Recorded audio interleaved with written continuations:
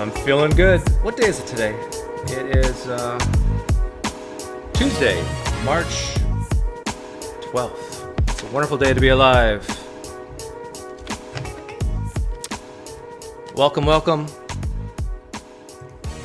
Who do I give Pine Points out today? It goes to Frozen Sea. Hey, I don't think I've seen you in a while. Good to see you back. So, and welcome to the Christians lurking behind the scenes, praying as I go through this, praying that the Lord will show me the light, and I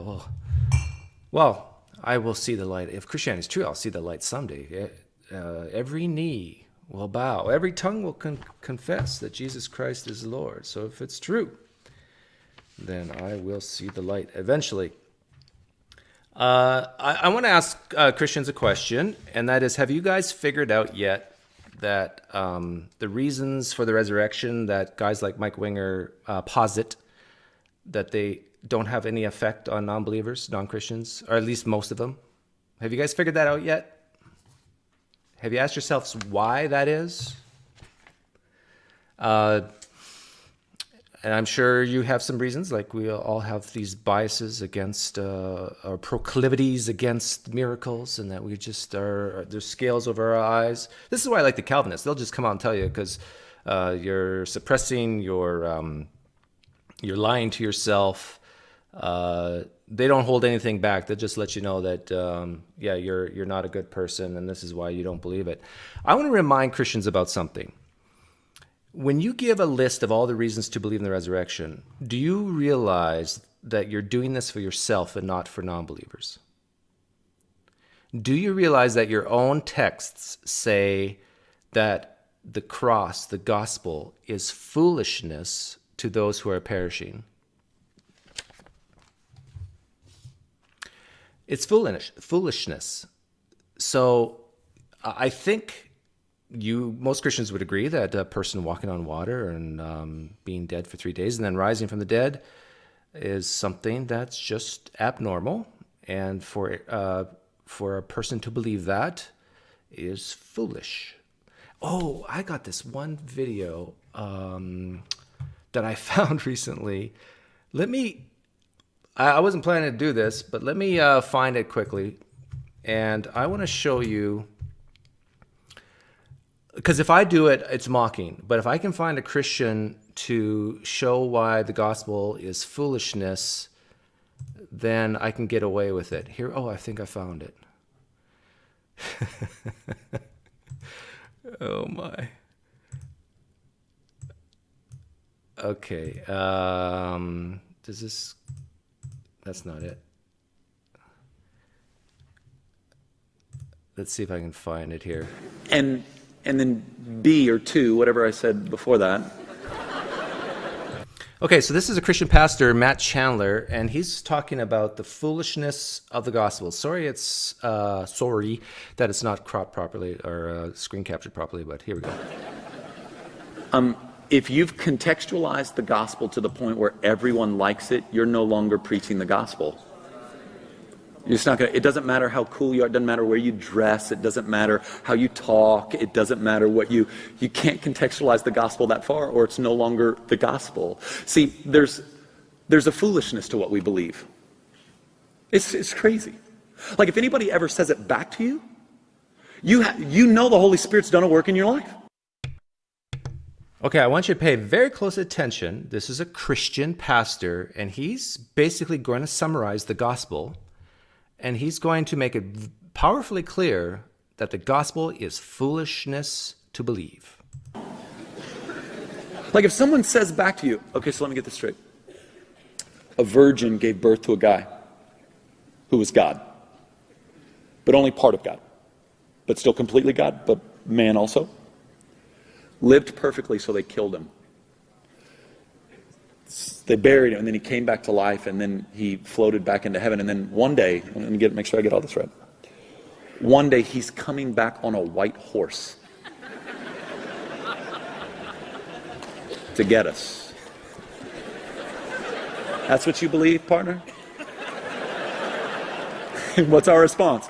Mm-hmm. Me too. Yes, I do. Yeah, I do. You want to come? You want to go with me? We're going to meet him in the air. See, now, if I was to say that, Christians would just come down on me, Doug, you're mocking, you're attacking the Word of God and what our beliefs. But here's a Christian pastor. Probably a lot of Christians don't like this guy. His name's Matt Chandler. What's the name of his church? It's not Hillsong, is it? No. It's about one of those, those seeker-sensitive, non-church really type pastors. But he's laying it out there, and he's saying, look, you believe that a man born of a virgin's God, but not really God, but is really God, died for your sins, which he could have just forgiven you anyhow to placate himself. So himself died to placate, to forgive, to atone for something that people had no choice. They were born into, and all you have to do is believe in this, and if you do, then you can go spend eternity in him in heaven after he comes back on a white horse to gather you up, and so you can float into the clouds and say amen. This is what you guys believe. And when I see guys like Mike Winger try to make it sound reasonable, I seriously, I think you'd be much better off just to say something like, yeah, Doug, I know it's crazy.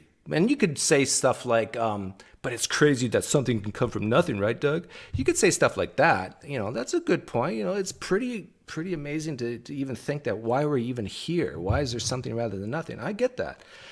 But, then you can posit some deistic type God if you want, sure. But specific Christianity, what you guys believe, is not reasonable. It is foolishness. And when you come with all these reasons to believe in it, what you're really doing, and this is what I'm asking you to admit, what you're really doing is you're helping yourself not to feel stupid for believing it. I really encourage you to have the courage to admit that to yourself. That what you're really doing is trying to convince yourself that maybe it's not that foolish to believe it. Okay. In this video, Mike Winger gives, I think, 12 reasons why one should believe that the empty tomb is historical. And then at the end, I should have queued it up. I don't know where it is. But at the end, he basically says something like, I don't see any good reasons. I don't see any reasons not to believe this, or I don't see any good reasons why this is not historical, or something like that. Don't quote me on it, but something to that flavor. And I'm just going to take every reason that Mike Winger gives to say that it's historical, to say, no, these are exact reasons to say it's not historical.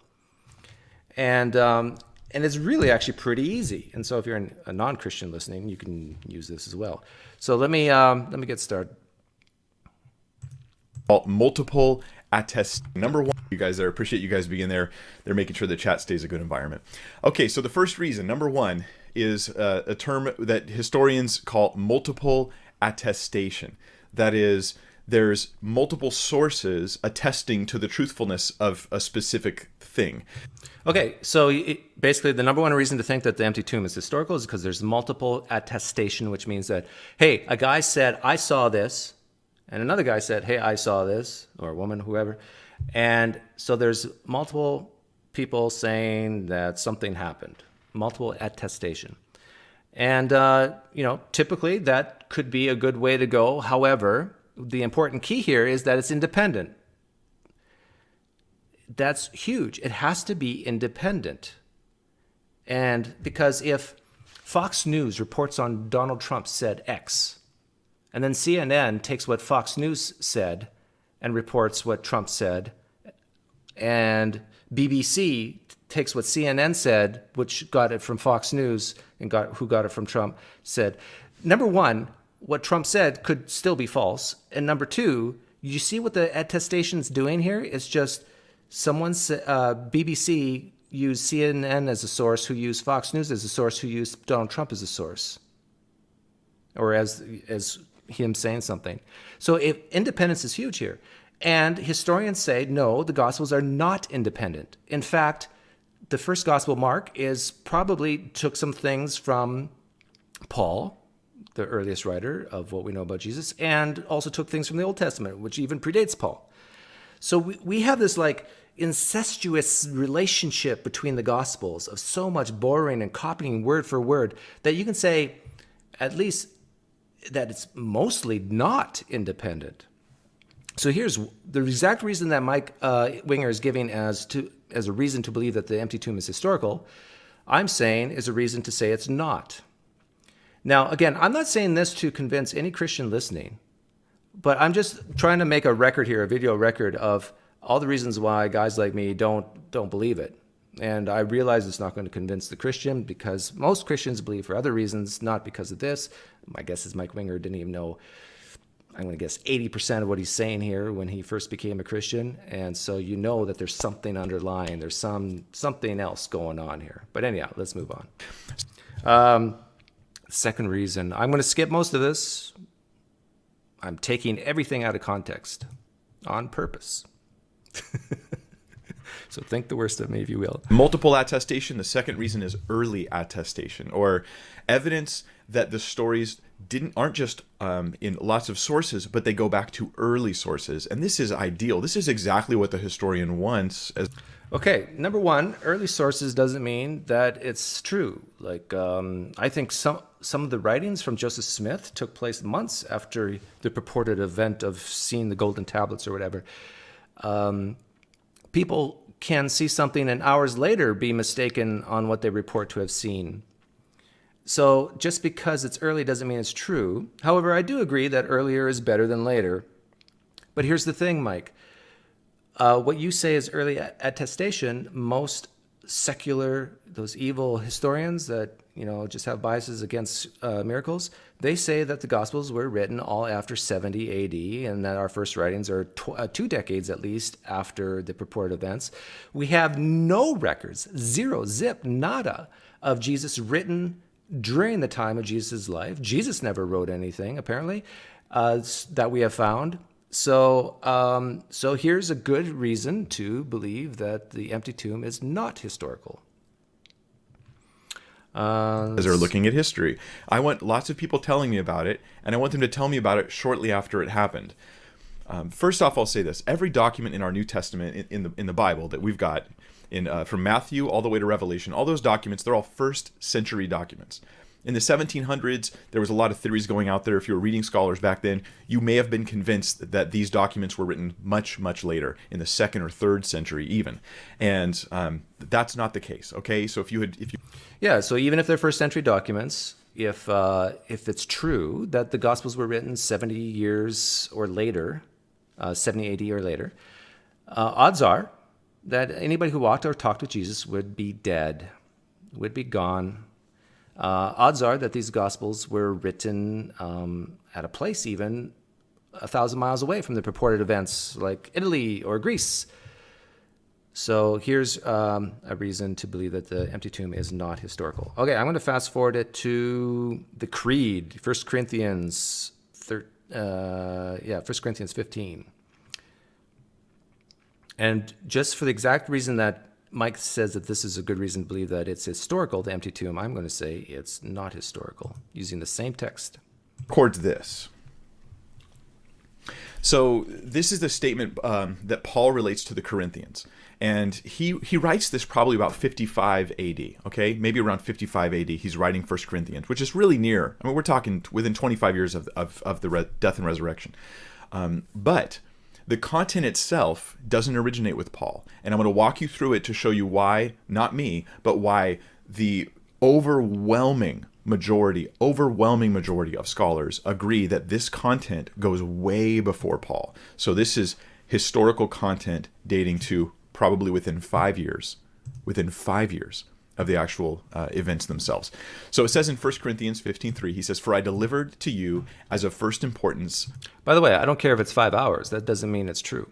"What I also received." Now, these words right here are the first red flags for the scholars. They tell us that this content, I delivered, these terms, what I also received, is like a formula by which someone says, hey, I'm handing off to you official tradition, official oral history that we have that's been handed to me and preserved, and I'm handing it off to you.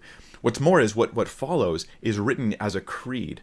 Like it's a, we've heard of church creeds. Well, this would be the first creed in the church probably. And it says that Christ died for our sins in accordance with the scriptures, that he was buried, that he was raised on the third day in accordance with the scriptures, and that he appeared to Cephas and then to the 12.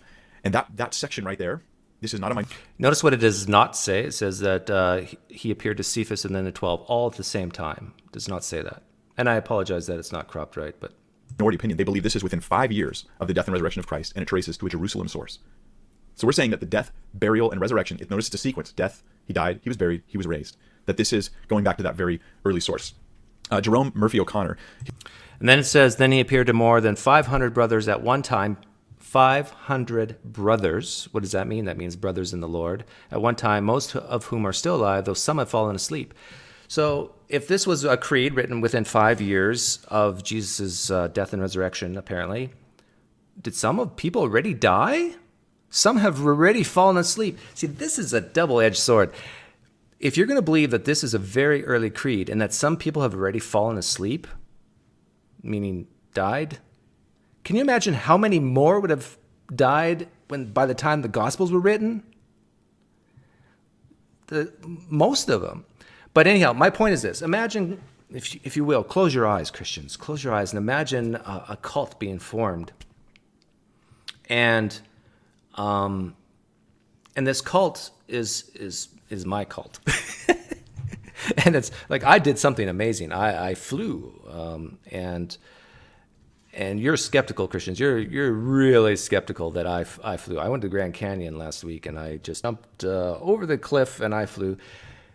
And but I got evidence that this actually happened. I have 500 Pinesters. My followers on the PineCreek YouTube channel. I have 500 Pinesters. They saw me do it. They all saw it at the same time. I told them I was going to Grand Canyon, and they all showed up there. And so my diehard followers, they saw it.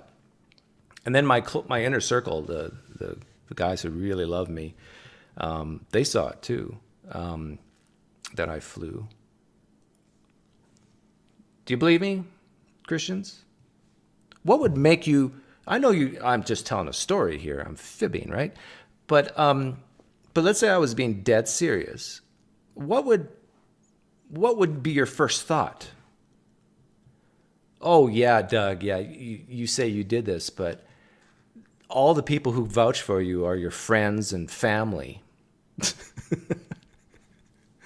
Well, this is 1 Corinthians 15 is evidence that this probably did not happen in history. Because this is exactly what you would predict would happen for a false cult. That only friends and family, followers would believe it or vouch for it or see it. Except for one guy, Paul. He's the exception. So there might be one person who saw me, who believes me that I flew. But this is exactly what you would expect. This is exactly what you would predict if this would be false. Right?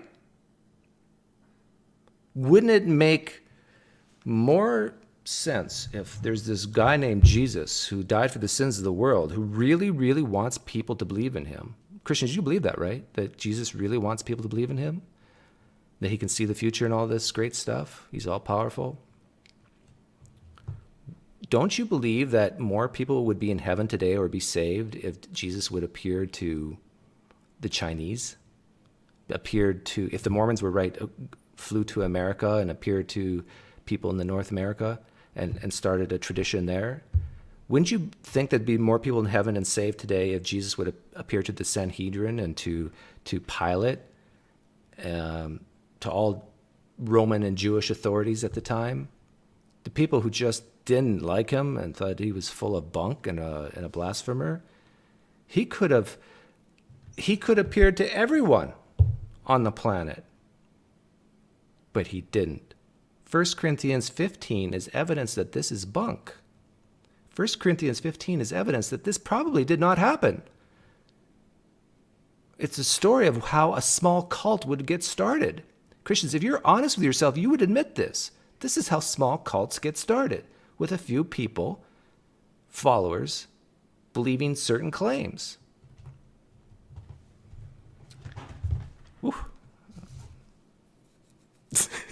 Can I get an amen? Brother, I'm in so much trouble. Dad, are you listening? Okay, that was number 3, I think, from Mike Winger. The third reason to believe that the empty tomb is historical, and I used the exact same 3 reasons to say no, it's not.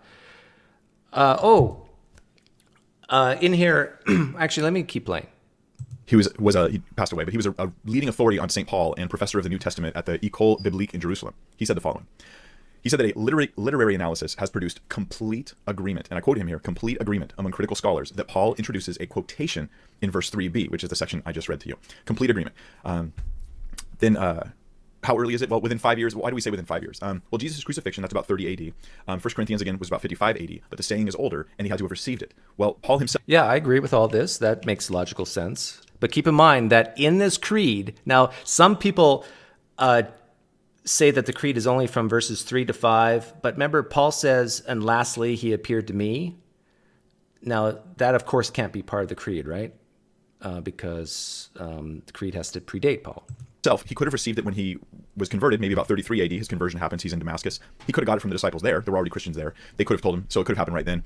But at the latest, he would have had to have had it by 36 AD because Paul spent 2 weeks with Peter and James at Jerusalem. We read about this in Galatians 1. And we're just reading the text here as a historical document, okay? Here's an ancient first century document written by the guy talking about his travels. He says, after 3 years, I went up to Jerusalem to visit Cephas and remained with him 15 days. Now, here's something interesting. That word visit, it doesn't do it justice in the English. In the Greek, it's the word historesi. And here's the definition for it. I'll put some Greek up for you. I don't do that too often, but for Greek, we give the root word, Okay, so what Mike is saying is that Paul went to visit Peter and the other disciples, and he got this information. He got the history. Paul got the history from these other guys, the disciples who walked and talked with Jesus before him. But Paul, in the same, like he's bringing up, what is it, Galatians 1? Yeah. But in verse 12 of the same chapter of the same book, Paul swears, everything I know about the resurrection, I got through revelation, not from human beings, not from Peter, not from any human. I got it directly from Jesus. Oh, sorry, I apologize. I feel like I'm preaching, so I got the whole Southern Baptist thing going here. I apologize. So now either Paul's lying, that really he did get this creed idea from other people like Peter, or he actually did get it from Jesus. And what Mike Winger is saying here right now is false. That hey, the gospel message didn't come from Peter when Paul visited getting the history. No, he got it from Jesus. Okay. So this was all under the category of 3, that there's this creed and this reason why it should be historical. And I'm showing the creed actually is evidence that this probably did not happen. Okay, what's the 4th reason? Let me find it. I'll answer questions at the end of this, especially from Christians. You get first priority or comments. Now, again, let me be very clear. I'm sure Christians admit that nothing that Mike Winger is going to say here is going to convince a guy like me, and nothing that I'm saying right now is going to convince any Christians listening here. It still boggles my mind that people still think that the majority of the time we change our beliefs based on facts and evidence. We are human beings, but we're so fallible, it's unbelievable how messed up we are in trying to figure out truth. But once in a while we do get things right. And this is why I think the scientific method is the best way to arriving at this thing called truth. And the historical method is and most other methods are pretty bad. And so this is just basically a video record of all the reasons why. So Christians can stop asking, well, Doug, what about this? What about that? What about this? And I can just I can refer them to this video. Roundabout means, let me give it to you here. This is Matthew 28. Okay, so this is enemy attestation. So Paul's an enemy, according to Christians. And I agree, if it's truly persecuted, then he would be an enemy, but he's one. But I think Mike Winger is going to bring up another indirect enemy attestation here.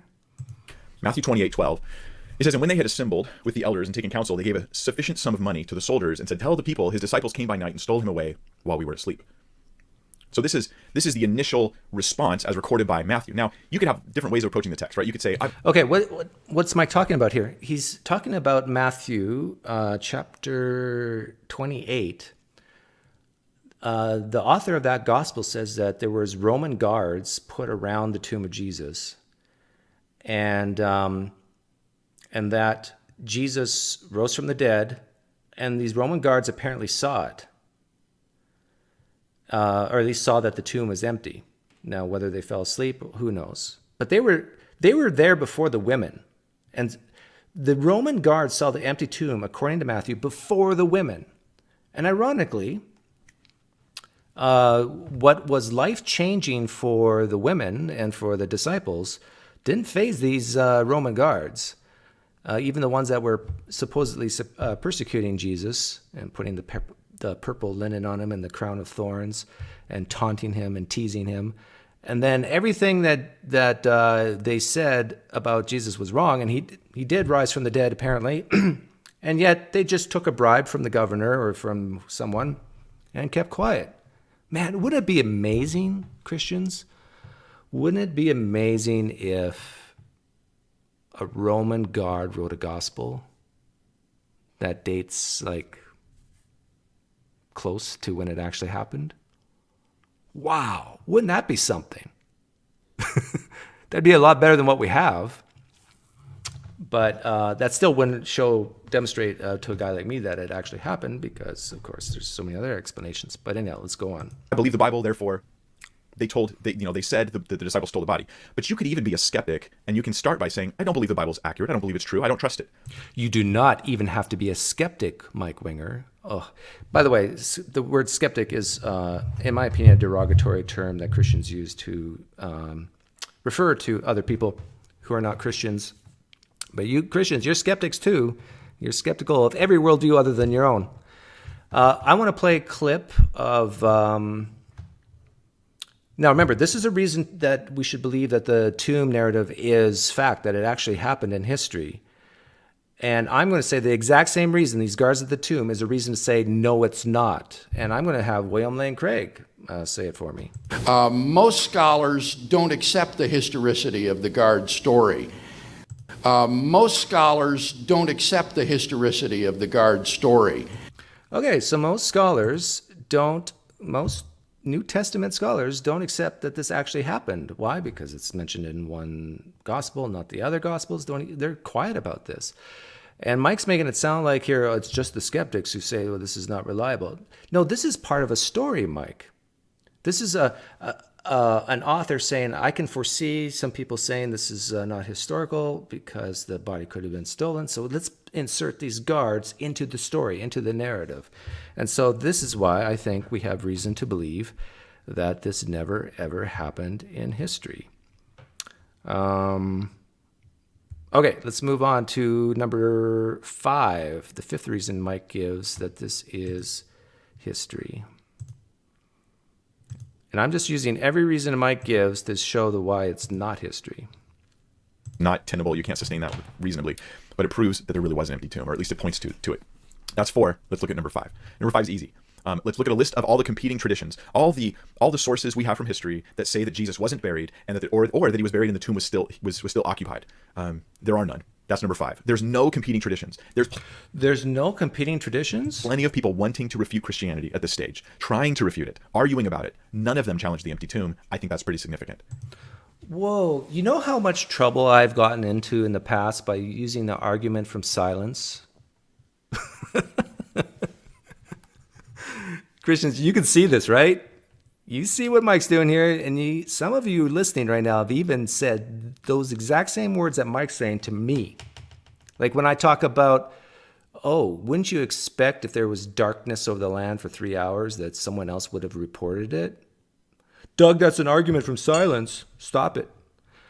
Do you remember the times when I said things like, the temple curtain was a huge deal back then, and apparently when Jesus died, it was ripped asunder.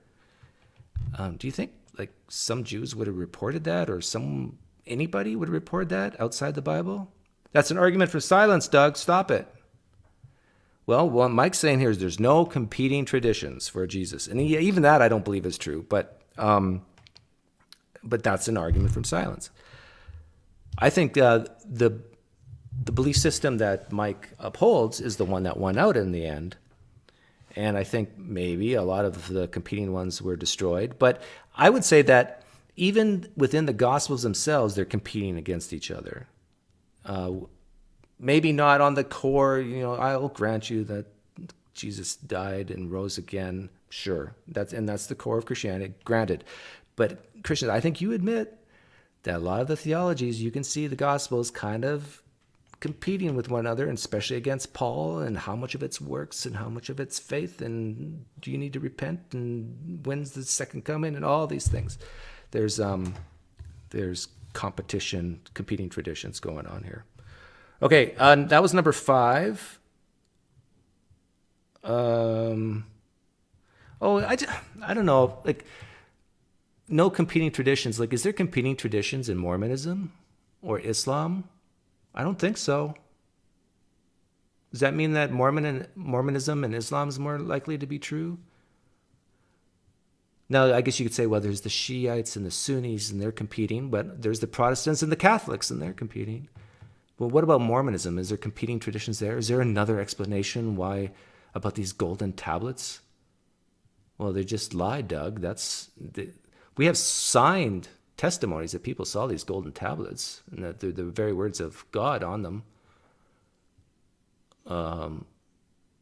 What's the competing tradition there? That they were just lying? Well, maybe the gospel authors and Paul were lying, right? That's possible. People lie. Okay, the 6th reason, testimony of the women. Oh, this one's been done to death, but let's go. Number 6, the testimony of women. And we're going to get in detail on this because this has been challenged a lot. And in the atheist community, if you're part of this atheist community that you follow these things, you already are loading in your head why the testimony of women doesn't matter. But let me answer those objections, and let me give you some specifics today. And by the way, I hope you guys, this is a blessing for you. I hope this. Okay, and I'm just going to be very honest with you, Mike. Everything you're about to say is not going to resonate with a guy like me and probably most non-Christians. And I'm not even talking about atheists here. I'm talking about Jews, Muslims, people, Hindus, Buddhists, people of all types of religious faiths. What you're about to say is not going to nudge the dial one scotch in your direction. I'm just going to keep pounding this theme. What you're doing right now is you're trying to convince yourself and other Christians to help them not doubt and not leave the faith. This is what you're doing. You're not providing good reasons to believe any of this is true, because every reason you've given so far, I've given a reason to say the opposite, the reverse. Now, women at the tomb, I don't even know if I want to play this. I'll take the risk that I'm going to straw man you, and that's okay. I'll be accused of that. But basically, you're going to say something like women's testimony wasn't valued back then. I would say yes and no, depends on the setting, depends on the situation. I would say that there are some women, I think it's, I forget the reference, even within your own gospel, in the Gospel of John, or is it 1 John? I forget. It says that many people came to faith because of the testimony of one woman. Because of the testimony of one woman, many people became Christians. So the testimony of women were persuasive, were powerful in certain situations. Now, the situation you were talking about here with women going to the tomb and so forth, this is not a courtroom situation. This is just an everyday life, do you believe this happened or not situation. So anyhow, that's one thing you're going to say, and I would just say I disagree with it. But the next thing you're going to say is that this is embarrassing for women to show up. And I got a clip here from, So this is Tim Keller. Now, if this was a made-up story, why would the authors put women in the story? And Tim Keller is going to explain to you why women would be inserted into the story. Like the Egyptians did. They didn't do anything like that. What they did was they took spices and wrapped the body in the spices. So he's talking about what you do with a dead person back then. And he's saying that the Jews did not, and the Romans did not do what the Egyptians did. What they did is they had spices. Now, remember in the story, the gospel story, the tomb narrative, what's the first thing the women did? At least in one gospel, maybe two. What's the first thing the women did? They got up and they bought spices. Okay? The women who went to the tomb went with spices. In linen cloth, and it wasn't an embalming, it was just an act of love. It was just the last loving thing to do for a loved one. But it was quite a nasty thing to have to do. It was a cadaver. It was a dead body. It probably stank. It might have. It certainly was incredibly unpleasant. And so, who did it? Slaves and women. Who did it? Slaves and women. Who did it? Slaves and women. So that would make total sense if this was a story to put women into it, because who put the spices on the dead bodies? Slaves and women. Now, if you read the book of Mark, the very first gospel, there's a lot of reversal of expectations here in that gospel. It's like Jesus says, he's the King of Kings, Lord of Lords. He's there to save the world, but he says, shh, don't tell anyone. Don't tell anyone I'm Jesus. I'm God. I'm the Son of God. It's this messianic secret, right? That's irony. The other irony is the first shall be last and the last will be first. So even if you have this concept of women being sort of like the lower class of society, it would make total sense that Jesus would appear to them first. The last shall be first. It makes sense in the context of the story. There's many reversals. And by the way, in the Gospel of John, we have the men actually going into the tomb before the women. I think that's right. I think the women go, but they actually don't go in the tomb in the book of Gospel of John. They turn around or they wait. Mary turns around and gets Peter and John. The other women, sounds like they just sit outside the tomb waiting. And then Peter and, actually it's not John, it's the disciple whom Jesus loved, which a lot of Christians believe is John, go into the tomb and see that Jesus is not there. In fact, let me bring up, so this is a reason why I think it's not historical. Anything in red is the tomb narrative according to Mark. Anything in blue is the tomb narrative according to Matthew. Green is Luke, and purple is John. Look what happens to this story, Mike Winger. It explodes as time goes on. This is signs of legendary hyperbole. Dare I say myth. The story grows. And it's not just the tomb narrative where the stories grow. There's other narratives where the stories grow. And so it goes from just a little bit of redness, or what we see in the first Gospel of Mark, and by the time you get to John, the tomb narrative is huge. I'm jamming through tons of content today, and I plan on doing a lot. I want this to be a resource you could watch again and again to gather these sort of like individual like pieces of ammo in a case that points towards the evidence for the empty tomb, because the empty tomb points very clearly to the real literal resurrection of Christ. It's the only good explanation for that fact. The only good explanation to that fact. Okay, that was number 6. I'm going to just jump now to number 7. Reasons why Mike Winger says the empty tomb is historical. I'm saying for the exact same reasons it's not historical. 3551. Now, again, I'm not saying this to convince anyone, convince Christians. Everything I'm going to say, Christians are going to push back. But I think Christians would admit that any pushing back or anything I'm saying here, none of this is actually going to change your minds or mine. The problem here is core epistemology. Although I was 35 years old and I did change my mind. So it does happen. It can happen. But for most, there's something deeper going on. And even Christians admit this. They would say it's the Holy Spirit, whereas a guy like me, I'd say there's psychological reasons going on. In fact, this is why I have this up. These 4 guys are pretty prominent apologists here in the United States. Well, at least 2 of them are. Sorry, Jeff Durbin and Michael Brown. But 3 out of the 4 came from addictions. and one of the four was suicidal. And they all found Jesus.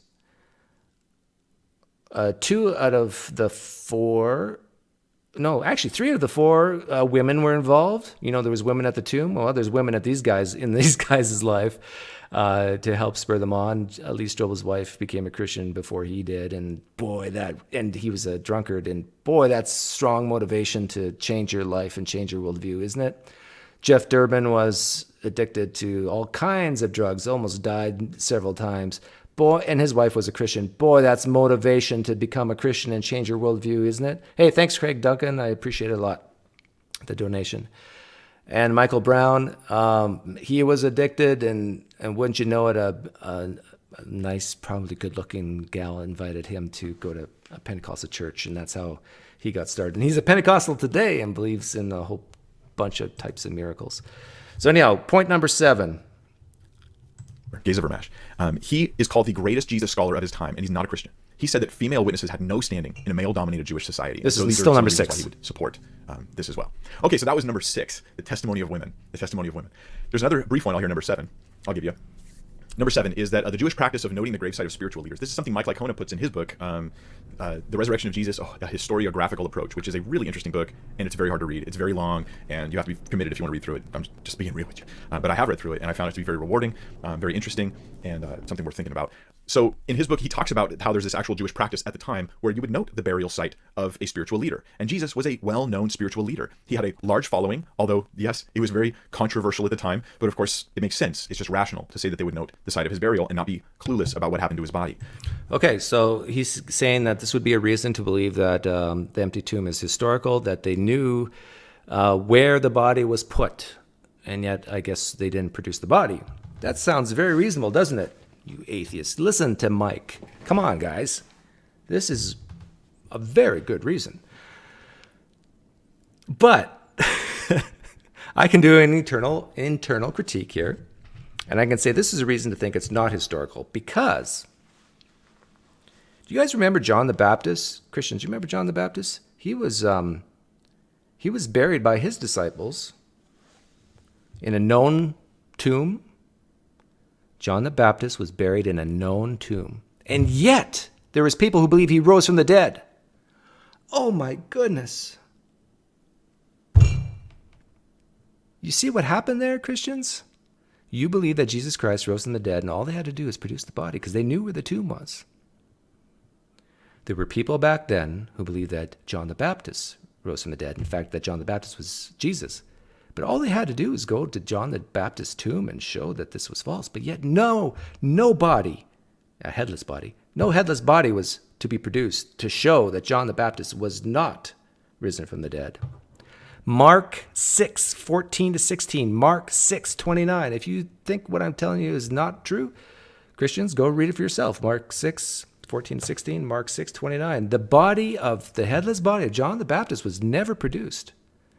And yet, Christians, you believe that Herod and other people were mistaken about the resurrection of John the Baptist. But of course, the disciples can't be mistaken about the resurrection of Jesus. You see what's going on here? So the exact reason Mike's given here to show that the empty tomb is historical, I'm showing that, hey, look, I'm at least showing an inconsistency in your beliefs. Let's go to number 8.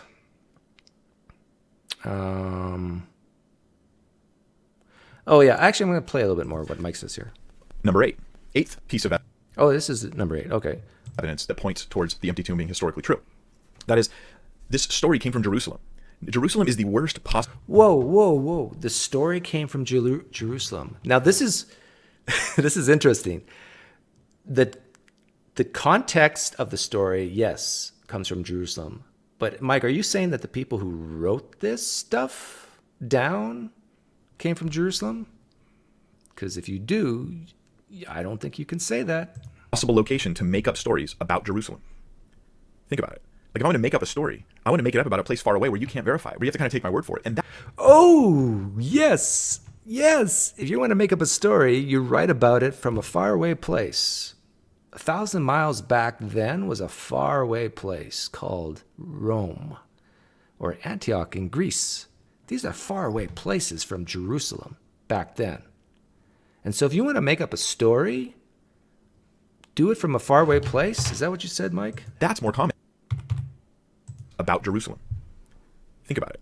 Like if I want to make up a story, I want to make it up about a place far away where you can't verify it, where you have to kind of take my word for it. And that's more common in the ancient world. For instance, That's more common in the ancient world, except for in this case, right, Mike? Except in the case that you want to believe in, that was the exception. No, and there's reasons for this. I don't want to get into it. I kind of went into it in my last video on the book of Mark, why it borrows heavily from the Old Testament. But the author basically was clueless about fishermen, that they would fish during the day and not at night or dusk or whatever, and that they would mend their nets in the boat. It doesn't make sense. You would mend your nets on the shore. And so it's like the city slicker from Rome writing the book of Mark, probably 1,000 miles away and probably around 70 AD or later, at a time when anybody who could said otherwise was dead and 1,000 miles away. So the exact reason, Mike, you're giving to believe that the tomb is historical is the exact reason why I would say it is not historical. Okay, let's go to number 9. Again, I'm taking all Mike's words out of context on purpose because I want to get this over with quickly. Let's go to here. Number 9, Joseph of Arimathea seems historical. So I'm going to give you several reasons why he's historical. Why am I bringing him up? Well, in Mark and John, we read about a guy who actually gave his tomb to the purpose of burying Jesus. And his name is Joseph, and he's from a place called Arimathea. Mark and John both record it, so it's multiply attested. We have two different sources here.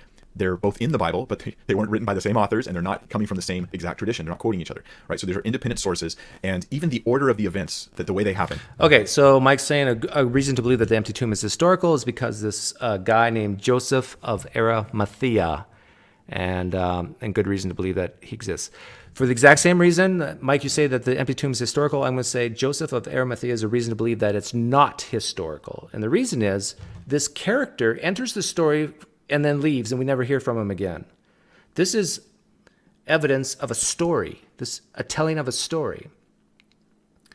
Now, the meaning of the word Arimathea is something like a noble or best,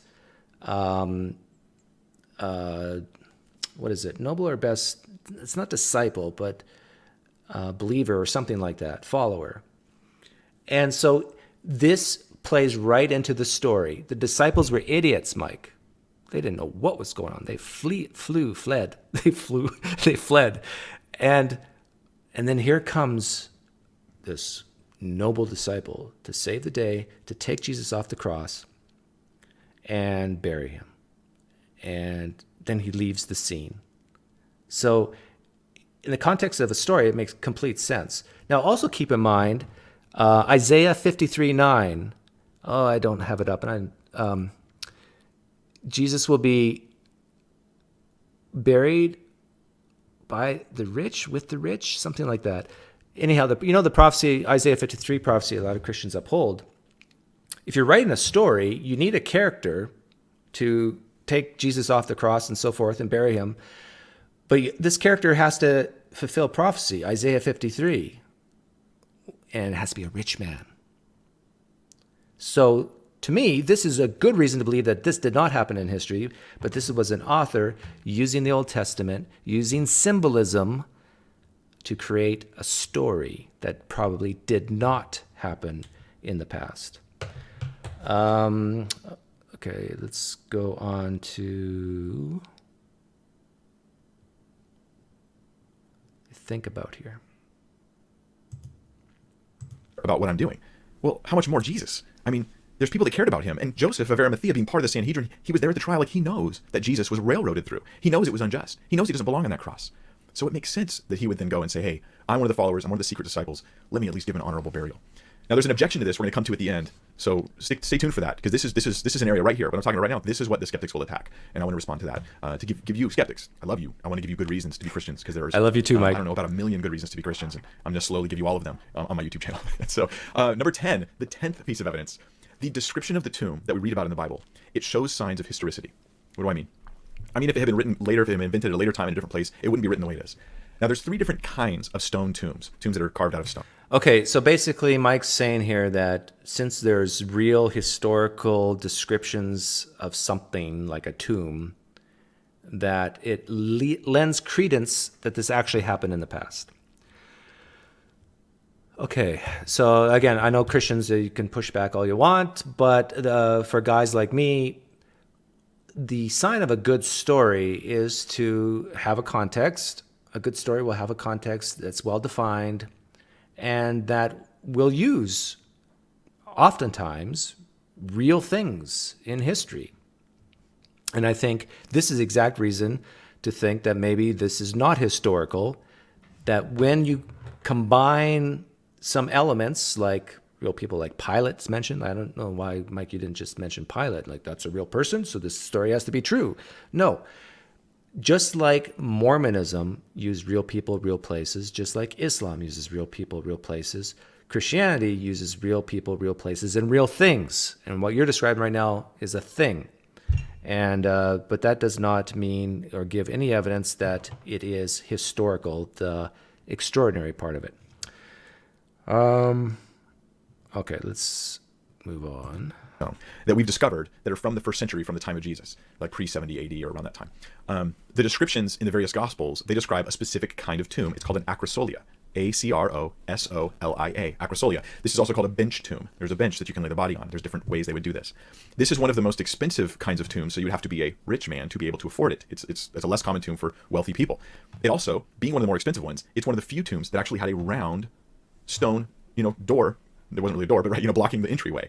Other ones had different size and shaped stones. This had a round disc-shaped stone rolled in front of it, rolled downhill into a slot. It was easy to push down into place, but very difficult to remove. So the bench and the stone go together, and that's the description in the text. It's of a real tomb. These things connect. Only a few of these tombs have been discovered. Every one of them dates to the time of Christ. They're all reserved for rich and important people, such as like the members of the Sanhedrin. They're all found near the traditional site for Jesus' grave. Did you catch that? The traditional site for Jesus' grave is where they've actually found these tombs, all of these kinds of tombs. So that is just more confirmation. I mean, how many pieces of evidence do you need all pointing in the same direction before you go, okay, all right, it's historical. The empty tomb is historical. Now, some will resist it because as soon as you realize that the empty tomb is historical, you're very close to realizing Jesus rose from the dead. Oh, my goodness. See, I think what Mike's trying to show here is that guys like me we really don't want to believe this. Oh, we're fighting with everything in our being to deny the evidence that's just staring us in the face.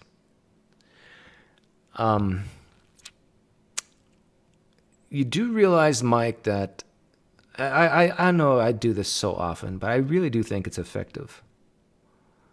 That Muslims look at you and me, Mike, the same way. It's like the evidence points so strongly towards the Quran being the word of Allah. And you guys, you Mike, you Doug, Christian and atheist, you guys you're trying with all your might just to suppress the truth of the Quran. You see how that works, Mike? It's like, from your point of view, everything is it fits together like pieces in a puzzle, right? And I just shown that every single reason that you have to believe that the tomb was empty, I can show that can just be easily flipped to show that it's not. That just shows you that how terrible this evidence really is if it can so easily go one way or the other. It's really unfalsifiable because until we can get a time machine, it's more likely that this never did happen in the past. Okay, now you're about to say something, and I'm trying to find it, and it actually made me smile, and hopefully I think it's coming up soon. Let's see, there's more. The tomb is said to belong to Joseph, a member of the Sanhedrin. That seems likely. The tomb is said to be in a garden, which is a likely place for a tomb back then. Specific tombs have been found just outside the Garden Gate in Jerusalem, the Garden Gate, and so there's a connection that's there. The Jewish high priest John Hyrcanus and Alexander Jannaeus, they have tombs that have been found near there. Therefore, it could have been a prestigious burial place, that location, the garden area, near the Garden Gate. And I think it's just Joseph of Arimathea was a character developed who comes in and out of the story. He was a rich man, just like it says he should be in Isaiah 53:9. And yes, Christians, it could be just the magnificent fulfillment of prophecy, or it could be an author writing a story and using previous text to do it. So it was also said to be a tomb in which no one else was laid. Now, tradition, Jewish belief then is like, hey, someone who's been crucified, their body, they're like defiled, they're like unclean. There's an uncleanness going on there. They receive the death penalty and that they're unclean. So it would be considered defilement to put their body in a tomb where anyone else was already there. Now, because they would have multiple people in a tomb. They lay the body out. After it decayed, they put it in an ossuary, little bone box about that big, about as big as a femur, longest bone in the body. Then they would put that box in the tomb, in a crevice in one of the walls or something like that. And they would have that table out there for the next person, the next family member who died. So then they would just continually populate the tomb. But this is a tomb in which no one else had laid, and that's consistent. They wouldn't have wanted to typically lay a body of someone who'd been crucified in a tomb where someone else was. It would be looked very down upon in a very strong way. So these are incidental details that occur across multiple different sources that say, yeah, that looks historical. Number 11. I don't have enough fingers for this. The day of the burial was probably the day of preparation. Okay, so Joseph was able to buy a shroud. They could do that on the day of preparation. They could still buy a shroud. That's Mark 15:46. Multiple sources say that it was the day of preparation, which is the Friday before sundown. And this is Luke 23:54 and John 19:31. So we have different sources incidentally all pointing to the timing being consistent. Like it reads like it's history. Like, yeah, that's how it would be. Oh, yeah, that's the part that I kind of chuckled with. And you guys probably didn't catch that. Let me rewind it. What you're going to listen for is reads as history. Pointing to the timing being consistent. Like it reads like it's history. Like, yeah, that's how it would be. It reads like it's history. Okay, so this was your point number 11 or 10, I forget now, that this is reason to believe that the tomb is historical, the empty tomb is historical because certain parts of it reads like history. Now, does that mean that if you come up upon something that doesn't read as history, that this is a strike against the empty tomb, Mike? Let me ask you, does a walking corpse does that read like history to you, Mike? Mike, does a flying corpse, does a person flying, does that sound like history to you, Mike? As in Luke 24:51 or Acts 1:9-11, a man ascending into the clouds, does that read like history, Mike? How about a teleporting corpse, Mike? Does that read like history to you? Like in Luke 24:31-37 or John 20:19-26? Does a man just appearing, the door was locked in John 20:19-26. The doors were locked and Jesus just appeared. Jesus could walk through walls. Does that read like history to you, Mike? This is the problem, Mike. When you believe in these things, flying men, walking corpses, teleporting corpses, people coming out of their graves, walking on water, when you believe all that stuff and say, I believe it because the mundane stuff reads like history, is that what you're saying? How do you pull those two things apart when something reads it like history and then right next to it you got someone teleporting into a new room and walking through walls? The cross, the gospel is foolishness, Mike. You need to embrace this. You need to stop trying to provide this terrible evidence that this is true when your own, this is an internal critique, your own gospel says that what you believe is foolishness to everyone who's not a Christian, which is those who are perishing. It's downright foolishness. So why, Christians, do you need to desperately try to make yourself not feel stupid about this? Just embrace that it's foolishness. That this does not read like history. But if you want to believe it, I guess you can believe it. But if you value truth, then you have to at least consider the possibility that it's not history. And I have done that, Mike. I know I can hear these questions coming right back at me. I have done that. Every reason you gave here, about a dozen, I showed quite easily how it can be flipped to show why it's not history. Too much? Did I go too far? Okay, I'll take questions now. Franklin, I see that you have a question. Let me get rid of this. The cross is foolishness to those who are perishing.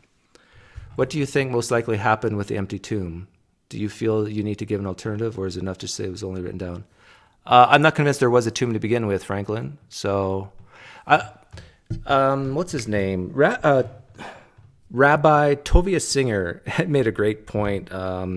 a while back. I was watching one of his videos, and he says that basically the people who ask questions like you did, Franklin, what do you think most likely happened with the empty tomb? What's another explanation? Are basically just really asked by Christians. Like if they're really starting to doubt and think maybe this is not true, it's the Christians who ask these types of questions. Well, what else could have happened? What's the explanation? Like, what's the explanation for I don't know, Sai Baba, whatever that guy's name is, the Indian guru who raised people from the dead. Like what's the most plausible explanation there? Or what's the most plausible explanation for Buddha? Or for why people believe in Vishnu? What's the most plausible explanation for Joseph Smith? Like, what do you think really happened to those golden tablets, Doug? I need to know. What's your explanation for those golden tablets? Do you think they never existed? Or do you think they did and but were made by man? Like, do you see what's happening here, Franklin? I think the Gospels are a story, and I think, just like 1 Corinthians 15 says, that Christianity started as a small cult where only a few people believed and made these claims. And then only after almost everyone had been dead who walked with Jesus or talked with Jesus, according to the story, only then do we see the Gospels. Now, I understand Christians don't believe anything what I'm saying here. I get that. Christians, you believe, you have your apologists, you have your New Testament historians that you love who say, no, Mark was written in 40 AD and blah, blah, blah. I get that. But you're going against the majority of scholarship who are spread across amongst different cultures who just don't agree with you, which shows that it's so easy to just flip it the other direction to show this is false, that this is just terrible evidence. Alexandre,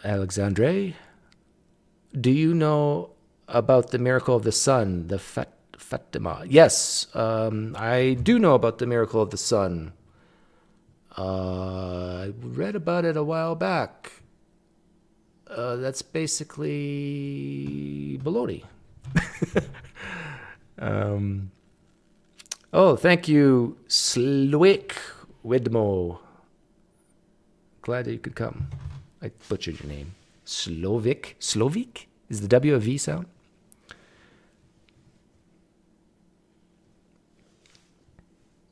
So was an empty tomb and or a missing body believed to be evidence of divinity in antiquity?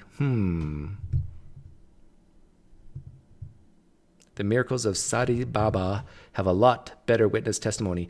Mormonism has signed eyewitness sworn testimony. In fact, you can look it up. Google 4 eyewitness signed testimonies, golden tablets. You can see the signatures for yourself.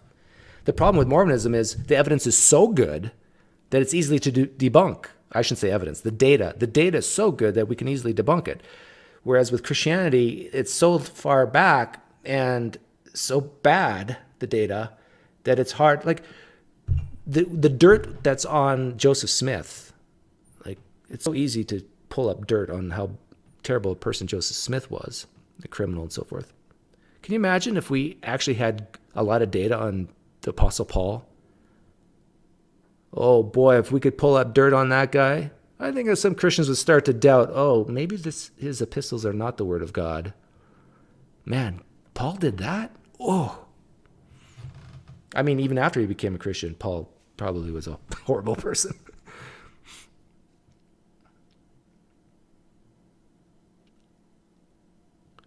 How could the women roll away the stone to anoint the body if it's sealed?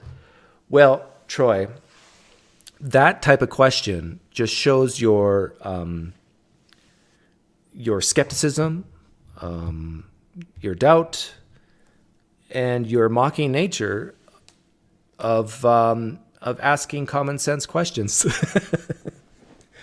Yeah, it's like what did the women have in mind? That they would roll away the tomb? Maybe they didn't even know there was a stone, roll away the rock.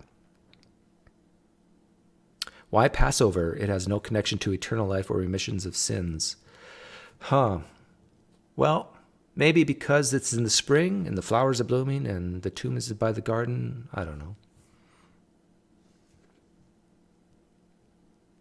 But Christians, you understand that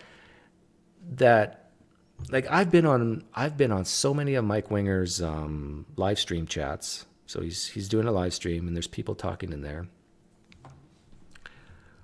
I sense the majority of them, not all of them, I sense the majority of them are not even really listening to Mike.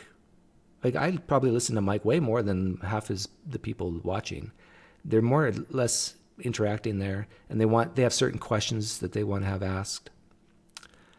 But I get the sense that the majority of Mike Winger's followers are people who are hurting, struggling, doubting, and they want reasons to keep moving on.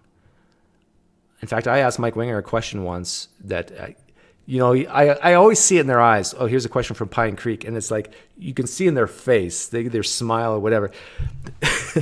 But I asked him a question that he didn't expect I would ask. And the question was, what's the toughest part about being a pastor? And I asked that question because I know, based on his Facebook page and so forth, that he gets a lot of emails from hurting people. And that everything he's talking about here in the video I just showed, these are not the reasons why these hurting people believe. They need this help, this hope, this meaning, this purpose.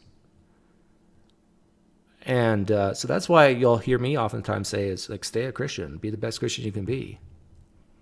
Because a lot of these people, I don't know what they would do if they left Christianity. But the point is, these are not the reasons why they believe. It's not the reason why Mike would even admit that these are not the reasons why he initially believed. So yeah, I agree, Troy. It's about confirmation bias. And the real question is, we all have it. How do we lower it? How do we lower our biases? And to me, the best way to lower biases is when you have a claim that spans all cultures, all geographies, and all those cultures and geographies end up concluding the same thing about a certain claim. That shows that, okay, biases have been controlled for. And there's a few things in life where that happens, where no matter if you're a Muslim, a Hindu, a Buddhist, a Mormon, a Christian, a secular person, a naturalist, an atheist, doesn't matter. It seems like we do converge on some things and have agreement, like that when I let go of this pen, it will fall. But the things that we agree on are usually these hardcore empirical scientific facts. You notice that? Things that are testable, repeatable, predictable. When it comes to religion, it's all over the board based on culture, where you're raised, and so forth. Yes, Paul James, they don't like my hypotheticals. Like, what I just did with the showing how every reason that Mike gave, I can show that this is reason against the empty tomb. None of this will impact a Christian. But if I was to say, how does it affect your worship when Jesus drowns babies in the Old Testament? That impacts them, because that gets them at a gut core emotional level. Now, there might even be a Christian woman listening right now who go, what? Jesus drowned babies? No, he didn't. Well, if you're a Trinitarian, which most Christians are, you believe that Jesus is part of the Godhead. God drowned babies. Therefore, Jesus is part of the Godhead. Drowned babies. Jesus even commanded the stabbing of babies. Like, how does that hurt or help your worship, Mrs. Christian? These are the things that really impacts Christians. I'm not going to name names, but I got an email from a woman a while back who said she left Christianity because of my videos. She actually, and again, I wasn't happy about that because I don't know who she is and whether that means she's going to kill herself now and be clinically depressed now. Like, there's so much baggage that goes along with leaving a worldview. But she gave reasons. I asked her there's a lot of Christians who doubt, but they don't leave Christianity. They stick with it. And so I asked her, why do you think you're different, that you doubted and you actually left? And I can't find it right now, so I'm just going off the top of my head. But she said things like she had been wrong before about something. In fact, I'm not going to go into details. I'll just keep this very vague. She basically said that she believed something strongly and had realized, and it had nothing to do with religion. She believed something strongly and realized she was wrong, totally wrong about it. And that got her thinking, maybe I'm totally wrong about something else. She also said that she went to university and she spent a lot of time with people of other worldviews. By the way, it sounds like this person left Christianity around the same, like not in the early 20s, it was later. This person said that she was very curious. So maybe that's the reason why she left. She alluded to the fact that, again, I'm not going to go into details, but that she was a bit of a outcast or a maverick or different compared to other Christians. And so that shows that since she really wasn't fully accepted in the in-group, it was easier for her to leave that group. And I was the same way. Like, I've always been a maverick in my life, always questioned and was bothersome to my dad and so forth, and my Sunday school teachers.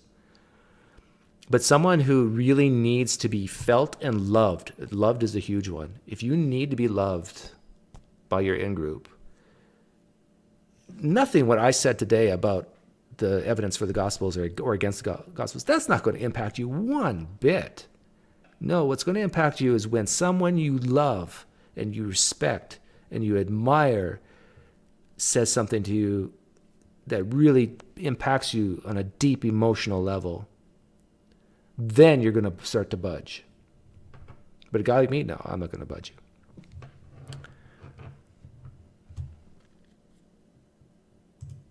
you.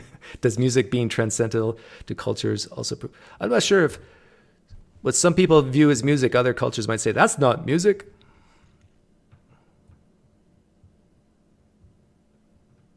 Yeah, DB Cisco says, no decent and unbiased historian would accept any religious text as history. This goes back to Camille's challenge. Camille, you can type your challenge in the chat. I'm going to try to remember it from memory, because you have to be very specific. So here's the challenge to Christians. Come up with a person who is a professional historian, number one, who was a non-Christian, number two, and after, as a non-Christian professional historian, after investigating the evidence for the resurrection, became a Christian. Find me that person. And that person has to be alive, because I want to interview this person. In fact, I'll give 10,000 Pine points. I very rarely give away 10,000 Pine points. You guys realize how serious this is? I'm giving 10,000 Pine points away to anyone who puts me in touch with a professional historian who was a non-Christian, like not even close, like just totally did not believe it at all. I'm not talking about a backsliding Christian or anything like that. Someone who was a non-Christian who, as a professional historian, studied the evidence of the Gospels, of the resurrection, and changed their mind and became a Christian. I want to interview that person. Thanks, Camille. You put it in the text box. 10,000 Pine points. Anybody who can find me that person. Lee Strobel? No. Not a professional historian. He was a drunkard. His wife became a Christian, and 2 years later, what do you know?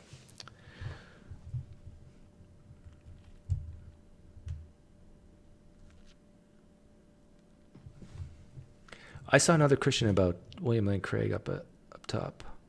Rob C., can you respond to William Lane Craig claiming all historians except for basic facts of the resurrection which is the starting point of his resurrection argument. Whenever I see the word, Rob C., whenever I see the word all historians, red flag goes up. How do you know that? I think even if you say majority, are you saying 51%, consensus, what? I think those four basic facts of the resurrection, even Habermas, I think his database is just of people who wrote about the resurrection. So you're going to have a selective bias right there. Who's going to talk about the resurrection? People who already believe in it. Probably, not always. And I think his database on those minimal facts that Habermas has compiled is actually well under 100 people. Habermas, if you ever listen to this, I will give you 10,000 Pine points if you show me to be wrong on that. I desperately want you to show me wrong. I have a feeling your database of 75% of historians say whatever, I think it's under 100 people. It might even be under 50. I think you just took some napkins and wrote some stuff down from conversations on the phone with people. I don't know. But you've not made this public, Habermas. So how are we to know what historians that you've interviewed or you've compiled, what you've studied, like how many papers was it?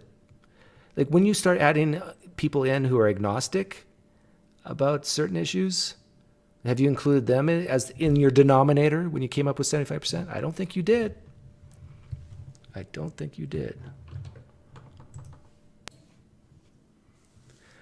Thule says, recently deconverted. I very much appreciate work on the channel. Oh, thank you, Thule.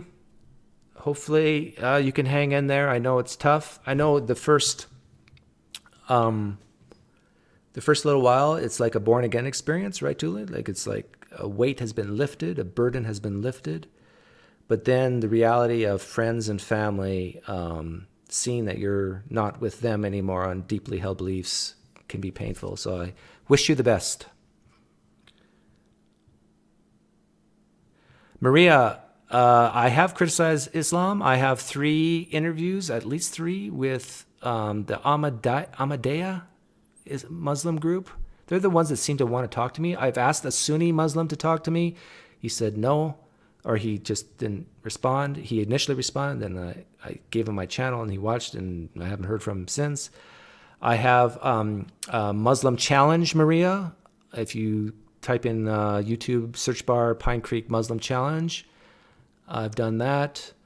I've also I've done a video on the embryo.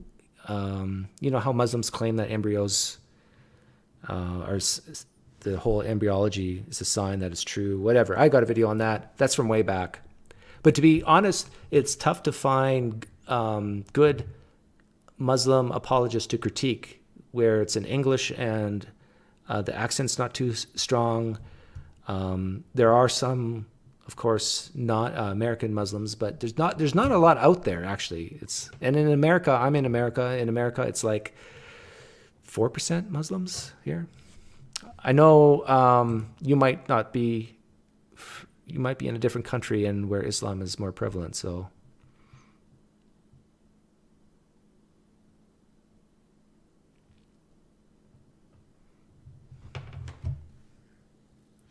yeah, I have done some stuff with Islam, but that one Hare Krishna guy, Max, he's my only like Hindu-ish person. I've interviewed 1 or 2 Mormons. Who else? What other religions? But within Christianity, like Christianity is almost like made up of several religions. I've interviewed a couple Orthodox type people or mainline Christianity, Catholic. What's the guy's name? I forget his name. Most of them have been Protestants, though. But the difference between some versions of Christianity and Mormonism is almost like, well, I guess some people would say Mormonism is a version of Christianity. It's huge. Yet Jen, Shabir Ali is I have considered doing one on him, but for some reason, everyone I looked at, it didn't work out. Do I dig Burton Cummings? Is he from Winnipeg, my home province? He's I don't know. He's an old guy now, right? I guess I'm an old guy now.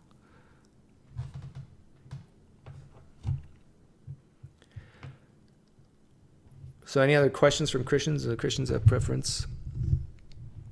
So every reason I gave, that Mike Winger gave a dozen reasons why the empty tomb is historical.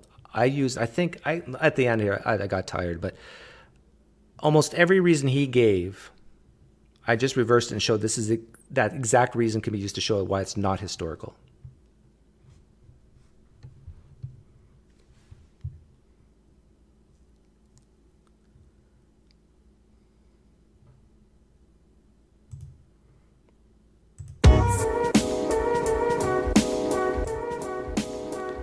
I was going to throw Jonathan McClatchy's video in here when he debated on Modern Day Debates channel the other day, but it was just too much.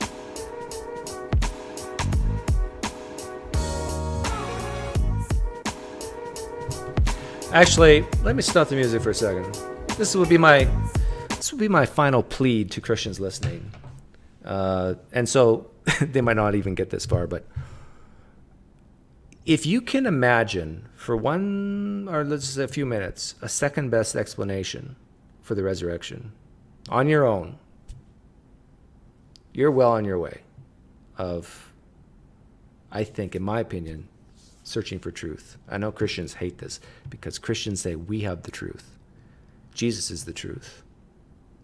I'm lost. I need saving. I get all that. But I'm going to reverse it right back on you. And I'm going to say, I believe that you guys are lost. And you are like a fish on a dock. You're flipping back and forth. You're trying to desperately have good reasons for what you believe and why you believe it. And I'm saying that, you know what? You don't have to struggle like that. Some of you are happy, and some Christians are happy, and they're not struggling at all. But I would say a lot of you Christians are struggling. Being a Christian is tough work. I was there for 30 years. It's tough work to kind of force yourself to believe these things. Why doesn't God answer my prayers? How do I know the will of God? Is this really true? Maybe this one part of the Bible isn't true. How can we be here? Morality, first cause. Like, I understand all these thoughts flood into your brain. I get that. But if you can maybe even just accept deism, that there's a God out there who started everything, and just look at Christianity as in a separate category, a separate box, and just start saying, well, what really is more reasonable, this or that? Because you're not going to listen to a guy like me or any atheist. You got to kind of do it yourself, and be okay if. Here's the tough part. If you're a traditional type evangelical Christian, the hard part for you is to be okay with the idea of maybe you're going to go to hell. I shouldn't laugh. But if that's where you're coming from and that's what is preventing you from really doubting this stuff, then you got to have a gut check on, do you want to believe in a religion that will punish you with eternal damnation? Now, I understand not all Christians believe this, but I think in the United States, the majority of Christians do believe this, the traditional view of hell. I don't know if it's the majority, but it's a high percentage. If that's what you believe, you got to have a reality check and say, do you really, you're okay with believing in a God or worshiping a God that would do such a thing? Honestly?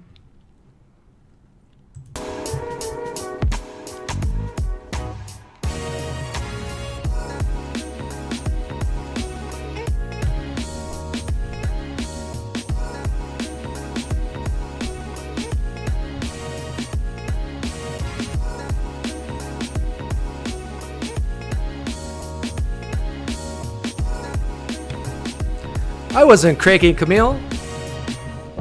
Even though I'm off caffeine and nicotine.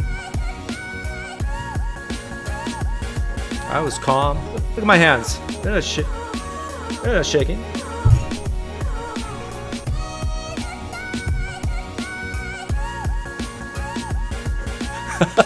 Mid-credit scene of Marvel. Yeah. Okay, my apologies to Mike Winger. He was scheduled to come on to defend himself, but we ran out of time. Maybe next time, Mike. Thanks, guys, for hanging out with me. It's been a blast. I got to get back to work.